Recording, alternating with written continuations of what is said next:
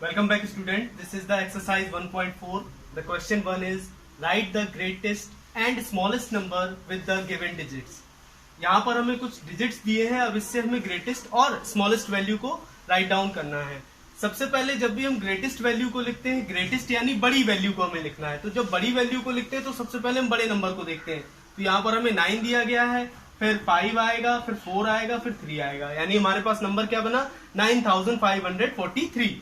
अब हमें इसी से स्मॉलेस्ट वैल्यू बनानी है। स्मॉलेस्ट वैल्यू कैसे बनाएंगे? तो जो सबसे छोटा नंबर होगा 3, 4, 5 एंड 9, इससे हम ग्रेटेस्ट और स्मॉलेस्ट वैल्यू को लिख सकते हैं। बट यहाँ पर एक कॉन्सेप्ट आता है, वो है कॉन्सेप्ट ऑफ जीरो। जीरो का कॉन्सेप्ट हम कैसे लिख सकते हैं? फॉर एग्जाम्पल अगर हमें यहाँ पर एक क्वेश्चन दिया हो या डिजिट्स दिए गए हो 0, 2, 6, 4 और 3, तो अब हम यहाँ पर ग्रेटेस्ट वैल्यू तो आसानी से बना सकते हैं। सबसे पहले आएगा 4, फिर आएगा 3, फिर आएगा 2 और फिर आएगा 0। बट स्मॉलेस्ट वैल्यू में अब यहाँ पर हमें सबसे छोटा जो डिजिट है वो 0 है, लेकिन हम 0 को कभी भी कंसीडर नहीं करते हैं फर्स्ट प्लेस पर। तो हम सबसे पहले 0 के बाद जो उससे बड़ा नंबर होता है यानी कि 2, उसको फर्स्ट प्लेस पर कंसीडर करेंगे। देन इसके बाद 0 आएगा, फिर आएगा आपका 3 और फिर आएगा 4। तो इस तरह से हम 0 वाले डिजिट्स को कैसे उससे ग्रेटेस्ट और स्मॉलेस्ट वैल्यू बना सकते हैं। अब इसके बाद हमें अगला क्वेश्चन यहाँ पर है स्किप काउंटिंग।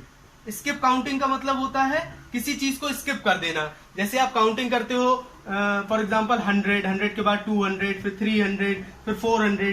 तो जिस तरह से ये काउंटिंग हो रही है, यहाँ पर हम क्या कर रहे हैं 100 को स्किप कर रहे हैं।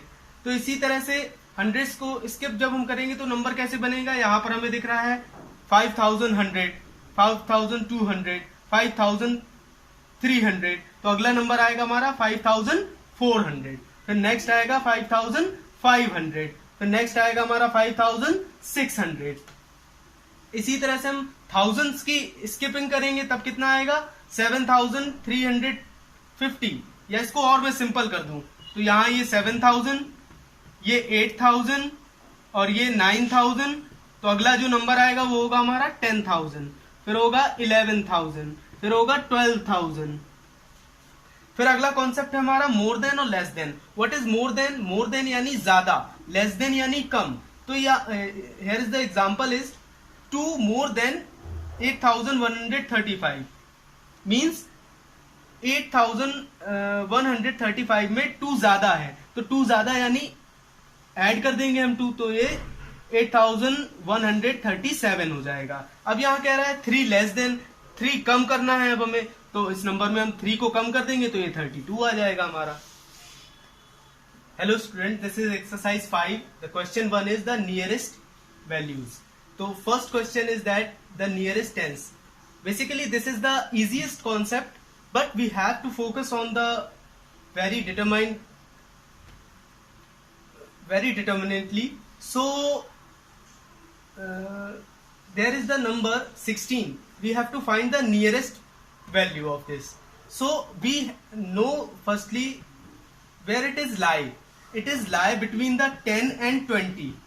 यानी कि ये जो नंबर है 16, ये 10 और 20 के बीच में लाई करेगा। कहीं ना कहीं 16 जो वैल्यू है वो 10 और 20 के बीच आएगी। अब ये बीच आएगी और ये किसके पास आएगी, इसको जानने के लिए हम क्या करेंगे 10 और ये रहा 20, तो इसके बीच में 11, 12, 13, 14, 15, 16, 17, 18 और 19। अब here is the value 16. तो which number is the nearest to the 16? So basically this obviously you've seen that 20 is the nearest of 60. So the answer is 20. Like this we have also find the nearest hundreds. For example, here is the value of 222. So first we have to find where it is lie. It is lie between the 200 or 300. So firstly we have to know this number is greater than 250, यानी 220 is not greater than 250. यदि ये जो number है ये 250 यानी इन दोनों का जो मिड रेंज होगा, इन दोनों का मिड रेंज होगा 250, यदि ये नंबर 250 से ग्रेटर होता तो ये 300 के नियरेस्ट आता। यदि ये जो नंबर है वो 250 से लेस देन है यानी 222, so it is lie on the 200, so the nearest value of 220 is 200. I hope you have understand the following steps. So